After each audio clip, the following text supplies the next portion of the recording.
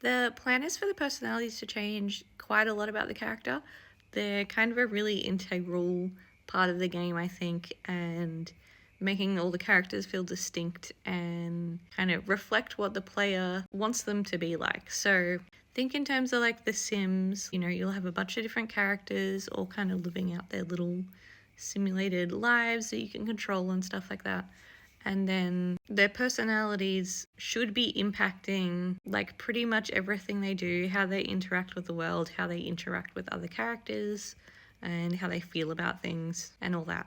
So I basically got the 7 main attribute or personality attribute areas, which are, if I can remember them all off the top of my head, optimism, extroversion, kindness, activeness, playfulness, intelligence, and there's one more I'm forgetting. Did I say neatness? I don't know. So there's a bunch, but they're kind of what I feel like pretty much everyone is somewhere on the scale of those things. They're very common aspects of personalities that have pretty big impacts. So for example, if a character's kindness value is really low, they'll probably not get along with other characters very well. They'll have a hard time making friendships, forming relationships.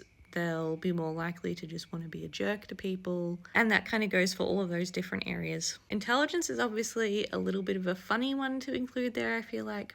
But also I wanted it there because it's one of those things that can affect quite a lot in terms of the character's ability to like learn skills and things like that. But it's just a general sort of like how well they can do things and get through life. Like someone with a really low intelligence value is probably just going to have a way harder time in school and things like that.